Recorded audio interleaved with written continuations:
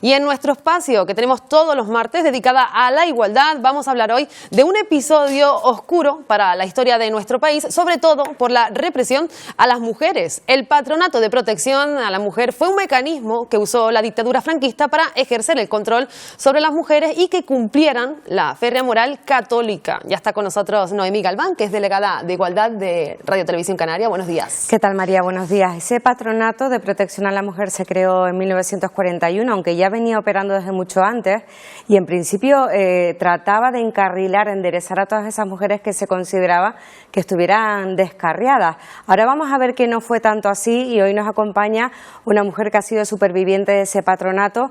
Ella es Paca Blanco, es superviviente, como decimos, es también integrante de la Asociación Desterrada Hijas de Eva y es además una de las fundadoras de Ecologistas en Acción. Paca, bienvenida, buenos días. Hola, buenos días, ¿me oí bien? Buenos días. Le oímos perfectamente. Sí.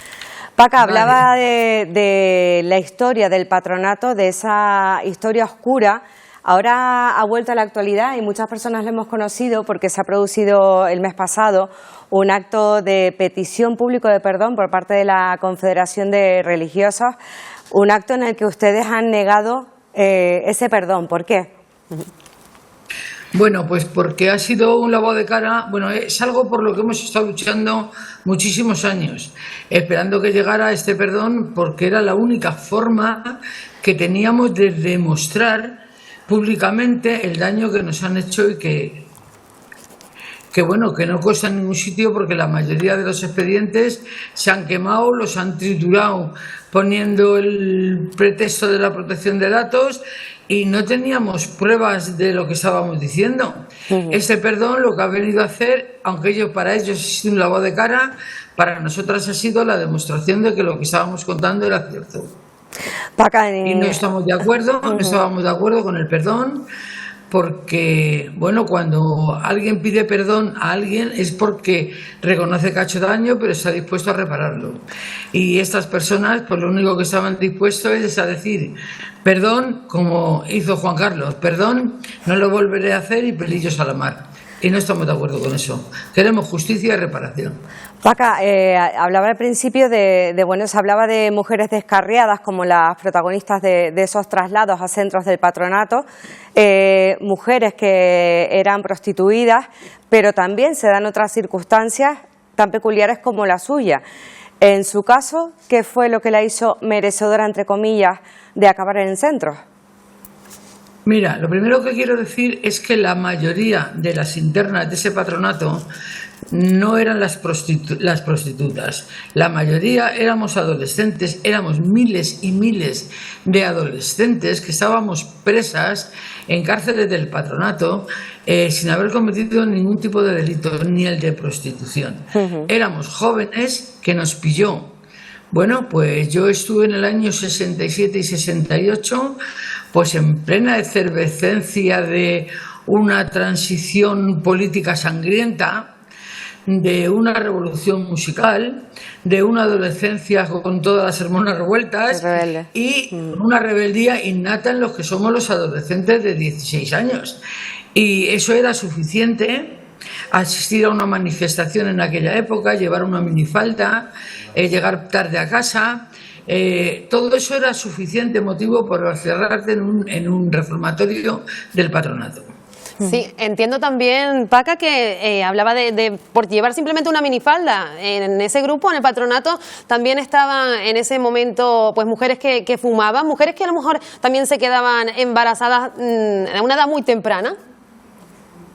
Bueno, es que ya te digo que éramos miles de chicas las que estábamos presas en esas circunstancias. Muchas, nos escapábamos de esos reformatorios y tenías que pedir ayuda y tenías que buscarte la vida porque no querías volver a ese infierno. Y bueno, pues yo me quedé embarazada de un novio que tenía en el barrio, que estaba haciendo la mili, y tuve que pedirle ayuda, y bueno, eso fue lo que me llevó a acostarme con él y a quedarme embarazada.